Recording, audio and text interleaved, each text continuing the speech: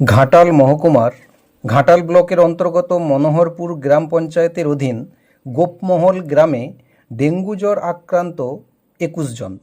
ইতিমধ্যে ভোলানাথ চক্রবর্তী বয়স ৫৭ নামে একজন ব্যক্তি ডেঙ্গু আক্রান্ত হয়ে মারাও গিয়েছেন। একজন আশঙ্কাজনক অবস্থায় হাসপাতালে ভর্তি আছেন। ঘাটাল মহকুমা হাসপাতালেও কয়েকজন ভর্তি। ফলে ঘাটাল ব্লক প্রশাসন ও স্বাস্থ্য দপ্তর ডেঙ্গু জ্বর মোকাবিলায় ইতিমধ্যে মেডিকেল ক্যাম্প বসিয়েছেন। তার সাথে চলছে কম উপসর্গ ডেঙ্গু জ্বর আক্রান্ত রোগীদের হোম আইসোলেশন তদারকি বাড়িতে বাড়িতে। স্বাস্থ্যকর্মীরা গিয়ে দেখছেন বিষয়টি।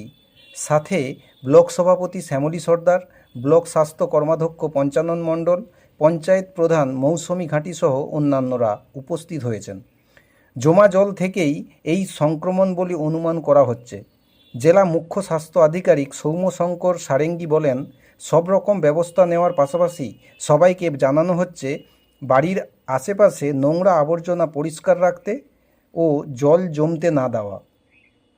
এলাকায় জ্বর হলেই রক্ত ও স্বাস্থ্য পরীক্ষা ও মশারি খাটিয়ে শুতে অনুরোধ করা হয়েছে।